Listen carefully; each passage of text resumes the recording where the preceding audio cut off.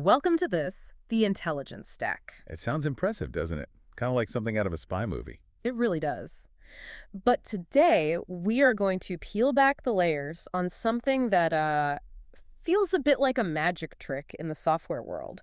We've got a massive stack of research here, everything from GitHub productivity studies to, well, actuarial data on the engineering workforce, and it all points to one very specific, very strange moment in time. The moment where the code works, but nobody knows why. Exactly.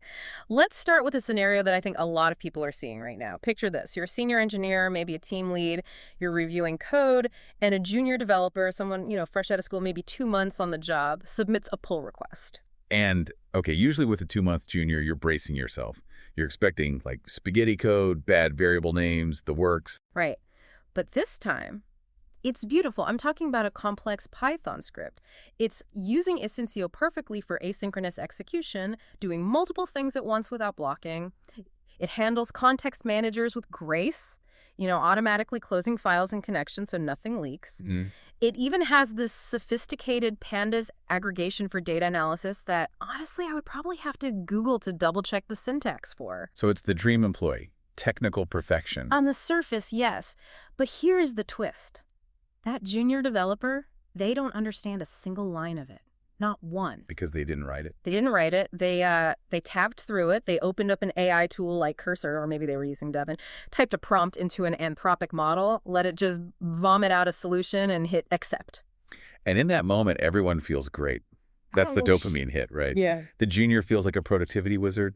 The manager looks at the velocity charts, the sheer number of features being shipped, and thinks they've hired a genius. So, okay, play devil's advocate here. If the code works and it was written in 10 minutes instead of 10 hours, isn't that a win?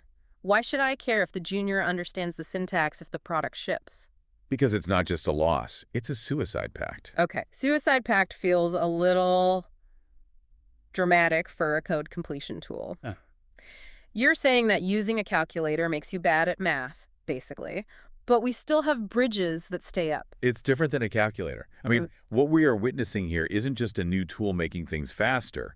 We are witnessing the potential extinction of the junior engineer as a concept. The whole role. The whole role. And while that looks like efficiency on a spreadsheet today, it's actually an actuarial death sentence for the entire software industry. We're driving toward a cliff. Let's call it the 2030 talent cliff. And we're hitting the accelerator because we think the car is driving itself. Okay, let's unpack this. You're saying the efficiency is a mirage, but the numbers are everywhere. I'm looking at this GitHub study that everyone cites. It claims AI coding assistants increase developer productivity by something massive, like 55%. If I'm a CEO, that 55% looks like pure profit. Right, and that 55% is the number on the slide deck. That's the number the CTO takes to the board meeting to justify a hiring freeze. Look, we don't need 3 new juniors. We just need a subscription to Copilot, and we get the same output. It's an incredibly easy sell. It is. But let's look at the balance sheet that isn't on the slide deck. There are hidden costs that are absolutely exploding, but they don't show up in the lines of code-written metric. The first one is what I call debugging inflation. Debugging inflation. We are seeing reports of a 300% increase in debugging time. 300%. So for every hour saved writing, you spend 3 fixing? Or more. I mean, think about the process. When a human writes a bug, and humans always write bugs, they usually know where the bodies are buried. They have a mental map of the logic because they struggle through it. They know, oh, I was a bit shaky on that loop or I processed the user data. I bet the error is there. Right, you have the context. You remember the friction of writing it. Exactly. But when an AI writes a bug, the author, the human tabbing through, is like a tourist looking at a subway map in a foreign language. They have no idea where they are. The bug is often a subtle, hallucinated edge case buried in 400 lines of boilerplate code that looks perfectly fine on the surface. That is a terrifying analogy. The tourist in the subway, you're just staring at the lines hoping you end up at the right station, but if the train stops, you're completely helpless. Yeah, you end up staring at code that is syntactically correct but logically nonsense. And because you didn't build the scaffolding in your head, you have to reverse engineer your own code base just to find a semicolon. Okay, so that burns time. But time is money, so let's talk about the actual cash. You mentioned something earlier about cloud bill inflation. How does AI writing code make my AWS bill go up? This is where the "it works" argument just falls apart. AI models optimize for does it run? They do not optimize for is it efficient or will this bankrupt as it scale? Give me a concrete example. Database queries. Let's say you need to find a specific user in a database of 10 million people. A human engineer knows to use an index. Think of it like the index at the back of a textbook. You look up the name, you get the page number. Instant. Basic engineering. Right. But I've seen AI-generated SQL queries that default to a full table scan. That means the computer reads every single page of the book, one by one, to find that name. Which works fine if you have, what, 10 users in your test environment? Precisely. It works on the junior's laptop. But then you push it to production where you have 10 million users. Suddenly, your processor usage spikes to 100%, your cloud costs hit the ceiling, and your gross margins take a 15% hit. And a junior doesn't spot it because they don't know what an index is. The AI didn't suggest it, and the junior didn't know enough to ask. So companies are firing juniors to save $80,000 in salary, thinking an API costs $20 a month, but then they burn that savings on inflated cloud bills and senior engineers spending all their time auditing bad code. That's the short-term efficiency, long-term disaster model. But, hearing this, I still feel like there's a counter-argument. Why isn't the solution just better AI? Or maybe why shouldn't we just automate the grunt work? If I'm a carpenter, I use a nail gun, not a hammer. I don't need to know how to forge the nail to build the house. That's the most common pushback. But software isn't carpentry. In software engineering, the struggle isn't a byproduct. The struggle is the learning process. Engineering is about suffering. That sounds a little like gatekeeping. I suffered, so you must suffer. It sounds like it, but it's actually about neuroplasticity. You don't become a senior engineer by reading the documentation or watching a YouTube video. You become a senior engineer by breaking production at 3 a.m. on a Saturday. I feel like there is a specific story behind that statement. Oh, absolutely. Ask any lead engineer. The 3 a.m. scenario is a rite of passage. You push a change on Friday, which you should never do, and you wake up to your phone vibrating off the nightstand. The server is down. Customers are emailing. The CTO is on Slack asking for an ETA. The panic, the sweating. It's visceral. Your hands are shaking so bad you can barely type your password. You are grepping through logs, staring at terminal windows, trying to find the one line that killed the system. That terror, that is where learning happens. That is when the concept cements itself in your brain. You learn because the consequences were real. Exactly. You learn why Python's global interpreter lock, the GIL, matters. Yeah. And for listeners who aren't coders, the GIL is basically a padlock that prevents Python from doing two things at the exact same time on one processor. It's a bottleneck. Okay, so it's like a traffic light that only lets one car through at a time. Right. And you don't learn about that traffic light by reading a blog post. You learn it because your multi-threaded scraper deadlocked the CPU, the traffic backed up for miles, and it cost the company 10 grand in lost transactions. That scar tissue is what makes you a senior engineer. And tools like Cursor or Devin, they prevent the crash. They prevent the struggle, they remove the friction, but the friction was the point. By automating the grunt work, we are short-circuiting the loop. We are effectively raising a generation of architects who have never laid a brick. They can design the building and the software, but they don't know how heavy the bricks are or how the mortar sets in the rain. That is a profound image, architects who have never laid a brick. So if we follow this thread, we're creating a gap. We have juniors who aren't really learning and companies who are stopping hiring juniors anyway because they think AI is enough. And that leads us to the cliff, the 2030 talent cliff. This is a supply chain crisis, pure and simple. We usually talk about supply chains with like car parts or microchips, not people. But it's the same dynamic. Seniors are just juniors who survived. Yeah. If you stop minting juniors today, if you sever that supply line because why pay a junior to learn, where do you think your senior engineers are going to come from in 5 years? They won't exist. They won't exist. We are going to hit a massive supply shock. The pool of real seniors, let's define that, as people who learned to code pre-2023, before the AI takeover, that pool is going to shrink. People retire, they burn out, they move to management. Then basic economics kicks in. The senior premium, it's going to be brutal. If you think hiring a lead engineer is expensive now, wait 5 years, the cost will double or triple. A 2.5x premium is a conservative estimate. Companies are saving pennies today on juniors to pay a literal ransom for competent seniors tomorrow. So the companies saving money now are just borrowing from their own future bankruptcy. Exactly. And the seniors who are left, what are they dealing with? They aren't building cool new features. They're managing the legacy blob. That sounds like a horror movie monster. The Blob. It basically is. Imagine a massive, sprawling AI-generated code base that is orders of magnitude larger than what we have today. It's full of code that nobody actually wrote and nobody understands. And it's managed by a skeleton crew of graybeards who are too terrified to touch it because they know it's a house of cards. This connects to something that keeps me up at night regarding that house of cards, security. You mentioned the legacy blob, but what happens when that blob needs to be secure? If I'm a CIO, am I just hoping the AI didn't leave the back door open? This is the CIO's nightmare. You are trading code volume for code quality. And in security, that's a fatal trade because AI hallucinates. We know it hallucinates facts, like making up court cases, but it hallucinates code. Constantly, it invents dependencies that don't exist. This is a huge vector for what we call supply chain attacks. Let's say the AI suggests a library called FastJSON Parser v2. It sounds real. It looks real. The junior hits tab. But the library doesn't exist. Not yet. But a hacker sees that these AI models are suggesting this non-existent package.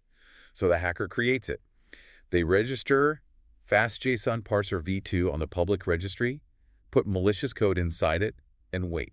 And the junior just imports a virus directly into the company code base. They hit tab. They don't check. Why would they? The AI is the wizard. So now your senior staff, who are already overworked, are spending 40% more time auditing code they didn't write to check for hallucinated dependencies. Which cancels out the productivity gains you thought you were getting. Completely. And then consider MTTR, mean time to recovery. When the system goes down, speed is everything. A 30-minute outage is annoying. A 4-hour outage is news. If your team consists of prompt operators who don't have a mental map of the logic, a 30-minute outage turns into a 4-hour archaeology expedition. Archaeology expedition, that's perfect. They are digging through layers of sediment trying to find the fossil that broke the build. Exactly. You use the term prompt operators there. That's a stinging label. But it raises a massive question about accountability. The accountability void. All right, let's go back to our junior developer with the beautiful Python script. Let's say that script works for a month. But eventually, it causes a massive memory leak because the AI didn't understand the specific garbage collection nuances. Basically how the computer cleans up used memory of the container environment it's running in. A very realistic scenario. The system crashes, money is lost, maybe customer data is corrupted. Who do you fire? That's the question no vendor wants to answer. Do you fire the junior? They didn't write it, they barely read it, and frankly, they weren't trained to understand it. Do you fire Claude 3.5 Sonnet? You can't fire a mathematical model. Exactly. It's a matrix of weights on a GPU in a data center somewhere. Yeah. It doesn't care about your compliance audit. It doesn't have a severance package. You can't sue it for negligence. So we are building systems where the operators steer the ship, but they don't know how the engine works, and they certainly don't know how to fix it when it breaks. And legally, that is a nightmare waiting to happen. It feels like we're racking up a bill that we can't pay. We talk about technical debt all the time, spaghetti code, quick fixes that you have to clean up later. But this sounds different. This isn't just bad code. No, this is intellectual debt. Define that for us. How is it different from technical debt? Technical debt is when you take a shortcut in the code. You know the right way to do it, but you do the quick way to ship it. You owe the code a fix. Intellectual debt is when you borrow against your future competence. Every time an AI solves a hard problem without a human understanding the solution, we accrue intellectual debt. We are outsourcing the understanding itself. We are filling code bases with logic that exceeds the mental model of the maintainers. And the interest on that debt is going to be paid in catastrophe. In a dating app, maybe that means a glitch or a bad match. But we use code for everything now. What about high-stakes industries? Exactly. Banking, healthcare, aviation. These are sectors that cannot afford hallucinations. If you have a hallucination in a flight control system, people die. If you have a hallucination in a banking ledger, economies wobble. Eventually, these industries are going to hit a wall where they have millions of lines of code and no humans left who know how the engine turns. That is a chilling thought. A world run by black boxes that we've forgotten how to open. It feels almost dystopian. It's the ultimate fragility. We are building a glass civilization. It looks perfect, but one stone shatters the whole thing. So are we doomed? Is the advice here, smash the looms, ban the AI, go back to writing assembly code on notepads? Because Honestly, I use these tools. They're helpful. I don't want to go back. No, and that's not the answer either. The genie is out of the bottle. You can't ban the calculator. And honestly, for boilerplate stuff, these tools are amazing, but we need a fundamental shift in how we treat the human in the loop. And need the human firewall. The human firewall. I like that image. What does it look like in practice? It means we stop treating coding as a cost to be minimized. We stop looking at the engineering department as a line item, where we want to reduce headcount because AI makes them 50% faster. We need to treat coding as a capability to be preserved. So the role changes. The role changes completely. AI should be a force multiplier, not a pilot. The value of a human engineer is no longer syntax generation. I don't care if you can write a for loop from memory. I care about your judgment. Judgment, that's the key word. The ability to look at a perfect, beautiful piece of AI-generated Python and say, yes, that looks great, but this library is deprecated, and that loop is going to choke on real-world data because the AI assumed clean inputs. So we need seniors who are essentially editors-in-chief, not just writers. But here's the catch-22. To get a senior who has that judgment, don't they need to have been a junior who struggled? That is the crux of the solution. We have to force the struggle. We need to force juniors to code without the training wheel sometimes. We need to value the inefficiency of learning. You mean deliberately letting them be slow? Yes. If a junior takes 3 days to write something the AI could do in 3 seconds, that isn't wasted time. That is an investment in their neural network, not the computers. You are paying for them to build the mental model so that in 5 years, they can save your company from the AI's mistake. That's a hard sell for the CFO, though. Let them be slow so they learn. It is a hard sell. But the alternative is that in 5 years, you have no one who can verify if the AI is lying to you. It's insurance. You're paying for the insurance of having human capability. It's keeping the flame alive. Precisely. If we let the flame go out, we can't just reignite it with a prompt. This has been, honestly, a bit terrifying, but also incredibly clarifying. It really flips the narrative of AI will replace coders. It seems more like AI will eliminate the middle, leaving only the true experts and the totally clueless. And if we aren't careful, the experts will retire and we'll just be left with the clueless and the machines. On that cheery note, I want to leave you, the listener, with a final thought to mull over. We've talked about the code, the money, and the risk.